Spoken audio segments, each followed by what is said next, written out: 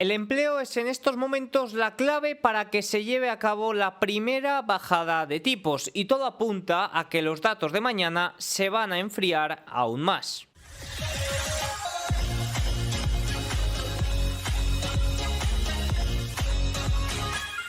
Muy buenas a todos y bienvenidos un día más al canal. Hoy es jueves 4 de julio de 2024, festivo en Estados Unidos y por tanto festivo en Wall Street. Por tanto, este no va a ser el típico vídeo de análisis o de cierre de sesión y un poco recapitulación de todo lo que ocurre a nivel macro en el día, porque no ha habido día, no ha habido sesión. Pero sí que es cierto que mañana tenemos una serie de datos importantes relacionados con el empleo. Conoceremos datos de nóminas no agrícolas y conoceremos la tasa de desempleo correspondiente al mes de junio. Teniendo en cuenta que en estos momentos, y no lo digo yo, lo dice el mismo Jerome Powell, el empleo es la clave para que se dé esa primera baja de tipos, ya que la inflación está claramente estabilizada superando el 3%, lejos del objetivo, pero sí que es cierto que por más volatilidades que pueda haber, como el mes pasado a la baja o como hace 3 meses al alza debido al alza de los precios de la gasolina, se va a mantener o se espera que se mantenga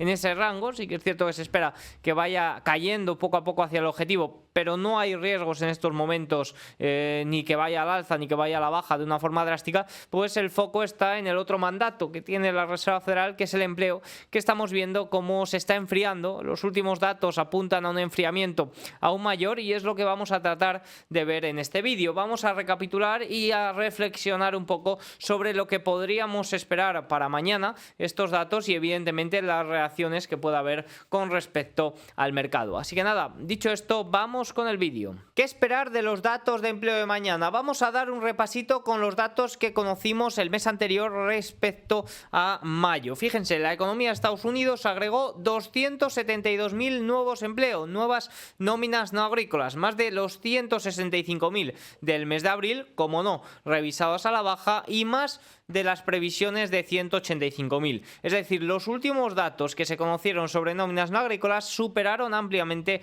las estimaciones. La cifra fue superior a la media de los últimos 12 meses, que era de 232.000 y 246.000, que es lo que se está promediando en lo que va de año 2024, o lo que se estaba promediando hasta entonces, los primeros 4 meses del año. Lo cierto es que fue un dato muy sorprendente, muy elevado, el que conocimos de las nóminas no agrícolas.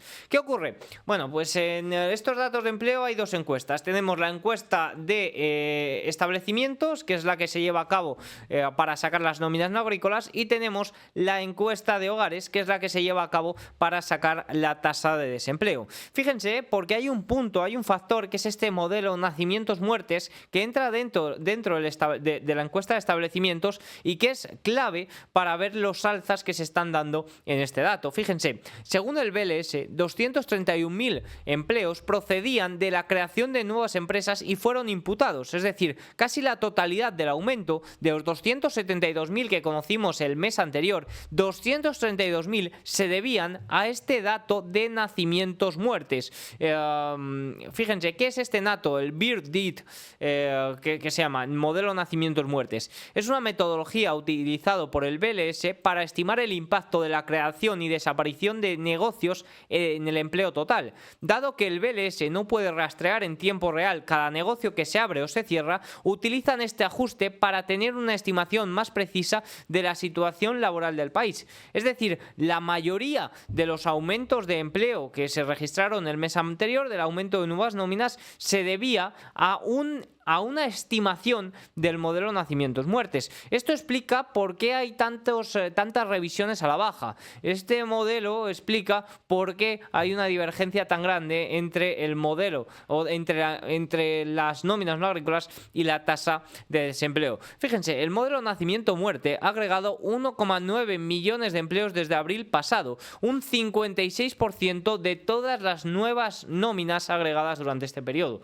Tantas empresas nuevas, tantos negocios nuevos se han creado. ¿Y qué pasa? ¿No ha desaparecido ningún empleo? La verdad que es sorprendente. No voy a entrar a justificar si es un modelo de manipulación o no del dato. Es algo que a priori parece sorprendente en una economía en la que los tipos de interés están al 5,5%, la financiación es o el acceso a financiación, pues vemos que es bastante elevado, que está pasando, que está causando que las pequeñas compañías y que los propietarios se vean pues poco a poco cada vez más desfavorecidos ante esto. Y oye, pues parece que las nuevas empresas que se están creando les está yendo bastante bien. Sin embargo, hay que tener en cuenta a la hora de hablar de nuevas nóminas que hay un punto fundamental, y es que ahora vamos a ver la tasa de desempleo, pero el empleo a tiempo parcial se ha incrementado. De hecho, es responsable prácticamente de toda la creación de nuevo empleo. Esto quiere decir que, oye, alguien si consigue 2 empleos va a computar 2 veces en nuevas nóminas, ¿no? Esta es una gran diferencia entre la encuesta de establecimientos y la encuesta de hogares, que creo que puede tener gran parte de la culpa de esta diferencia tan grande que existe entre ellos. Dicho esto, y ya conocidos los datos de nóminas, vamos a echar un ojo a la tasa de desempleo. Desde mi punto de vista, donde está el foco es en esta tasa de desempleo, y más porque lo dijo Powell recientemente, hizo una referencia a los datos de empleo y dijo que los datos de nóminas podrían estar un poco alterados. No lo dijo así, pero sí que es cierto que la idea era más o menos en esa dirección. Por tanto, el foco debería de estar en la tasa de desempleo. Y observen cómo desde el año 1980, 1960 creo que son estos datos, observen cómo solo ha habido 2 ocasiones, en 1996 y en 2019, donde se han bajado los tipos de interés con la tasa de desempleo por debajo del 4%. Esta es la línea de la tasa de desempleo, esta es la línea de la inflación. Observen que esta línea roja es de diciembre de 2023, en estos momentos estaríamos más o menos aquí. Estaríamos con una tasa de inflación inferior al 4%, en el 3 y pico por ciento, y estaríamos con una tasa de desempleo en el 4%. Es decir, a partir del 4% es cuando realmente se bajan los tipos de interés. Por tanto, oye, estaríamos ahora mismo justo en el límite, porque la última tasa fue del 4% en mayo. Fíjense, la tasa de desempleo de mayo fue, como digo, en el 4%, para ser exactos fue un 3,97 o 3,98, es decir, pues se ajustó al 4%, pero quedó ligeramente por debajo. El empleo, según la encuesta de hogares, responsable de sacar esta tasa de desempleo, disminuyó en 408.000, situándose en 161,083 millones. Si la encuesta de establecimientos nóminas muestra un dato de crecimiento de 272.000, pues sí que es cierto que muchos nos explicábamos cómo era posible que la encuesta de hogares mostrara una caída de 408.000.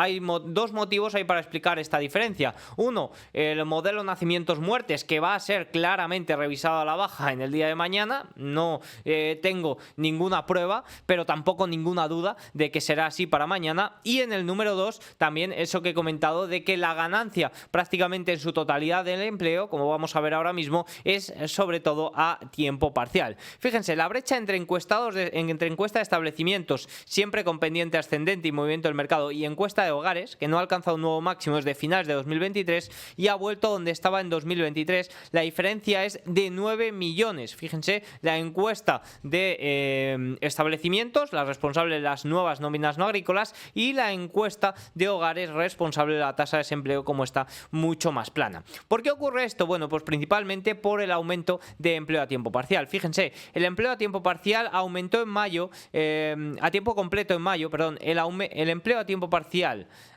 No, esto está mal, el que ha escrito esto, que si o yo, está fatal. El empleo a tiempo completo fue de menos 625.000, la mayor caída desde diciembre, mientras que el empleo a tiempo parcial fue de 286.000, de un aumento de 286.000. Eso deja el dato de una pérdida de empleos de 408.000, como se ha mostrado aquí en mayo. Básicamente, fíjense, observen aquí, tenemos en naranja el aumento de la ganancia de empleo a tiempo parcial, y en azul la pérdida desde mediados de 2022, ganancia antes de 2022, de empleo a tiempo parcial. Fíjense, si observamos datos del último año, se han perdido 1,2 millones de empleo a tiempo completo, reemplazados por 1,5 millones de empleos a tiempo parcial. Si restamos 1,5 a 1,2, vemos que hay una ganancia de empleo. Aquí la clave es que la calidad de este empleo parece estar bastante deteriorada. El empleo aumenta, pero a tiempo parcial. Como digo, esto es uno de los puntos también para explicar esa diferencia entre nuevas nóminas. Hay alguien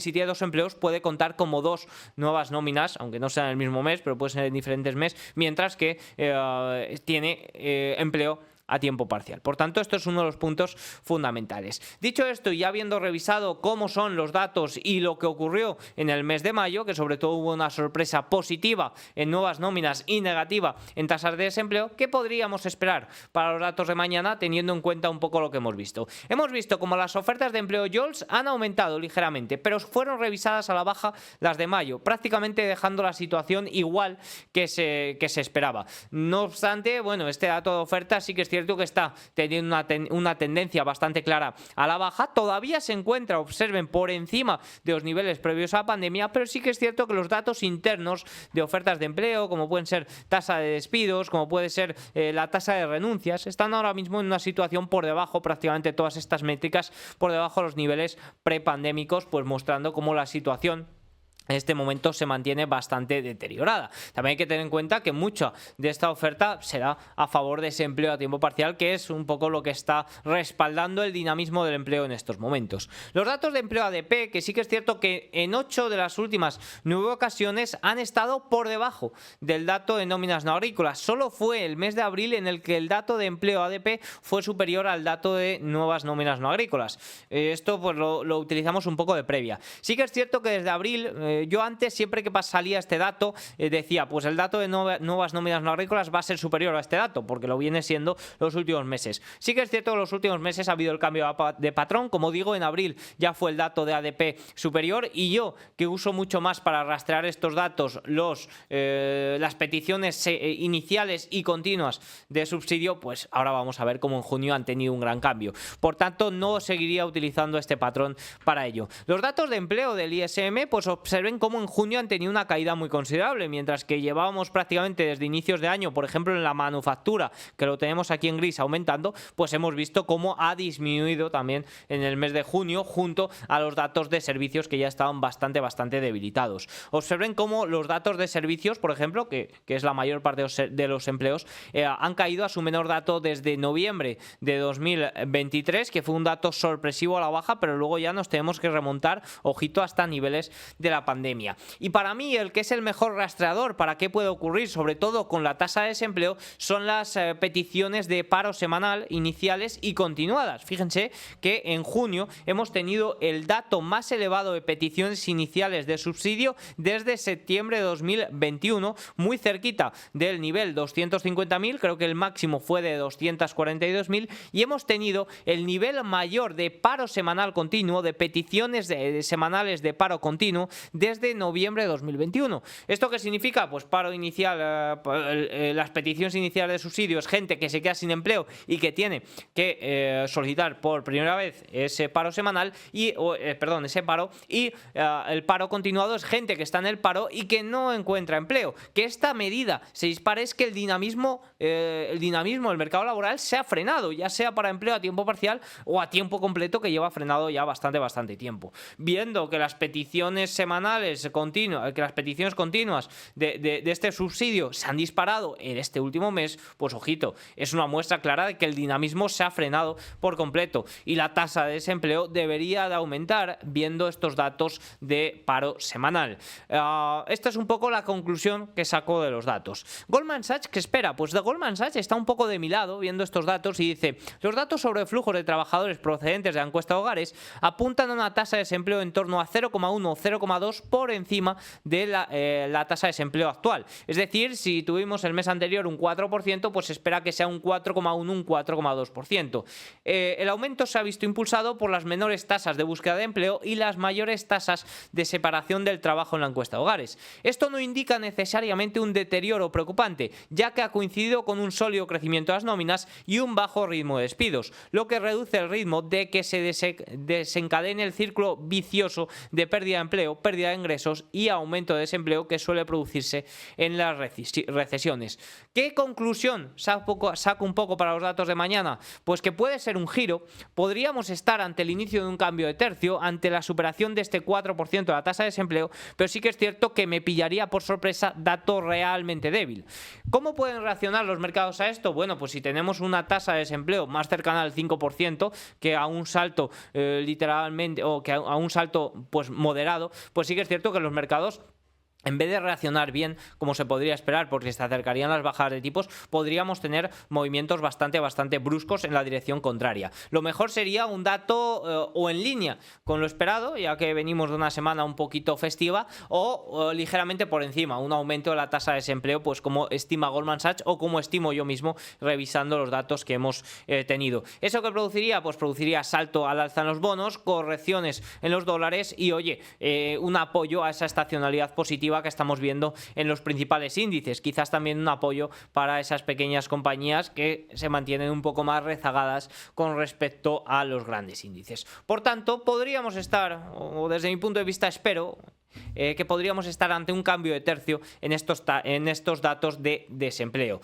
Todavía no espero un deterioro considerable, me sorprendería bastante, pero sí que es cierto que un cambio de tercio, un enfriamiento del mercado laboral es algo que todos los datos apuntan hacia ello. Veremos a ver qué dato conoceremos mañana. Espero que les haya gustado el vídeo. Si es así, hacedme saber con un like, un comentario y nos vemos mañana. Chao.